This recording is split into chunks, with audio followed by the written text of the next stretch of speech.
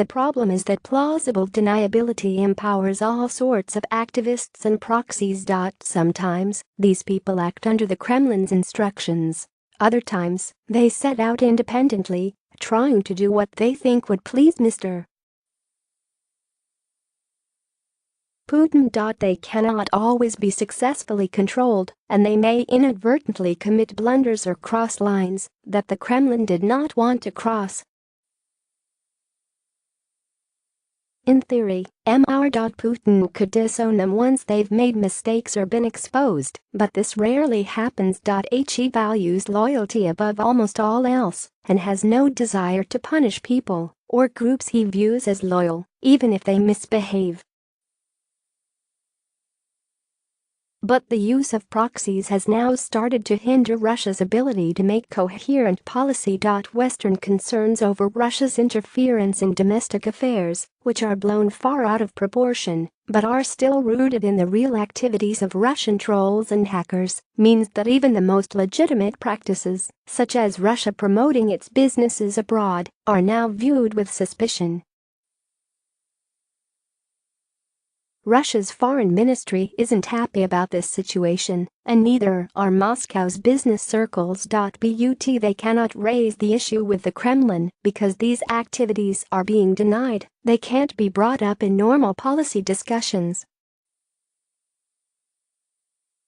So it's effectively impossible for the different Russian institutions to come together and discuss what the country as a whole wins or loses by engaging in such actions. The attempted murder of Mr. has made the situation even worse. Many aspects of this case remain puzzling. It is hard to understand why the Kremlin would want to escalate tensions with the West so intensely right now. This escalation is drastically limiting Russia's foreign policy options, and Mr. Putin likes to have multiple options on table. It is true that Mr. Putin doesn't tolerate traitors, but exchanged spies like Mr. have traditionally been immune. Why would Moscow want to change those Cold War-era rules of spy swaps, rules from which Russia also benefits? It's also doubtful that the attempted murder would be motivated by domestic Russian politics. The crime happened too late to feed into the elections, and it wasn't employed in the campaign. A more logical explanation is that an assassination attempt was carried out by some powerful actors outside the Kremlin, perhaps sanctioned in broad terms but not specifically. But even that raises many questions. Why leave such a clear signature, a nerve agent produced only in the former Soviet Union? Was it actually a message? If so, from whom and to whom?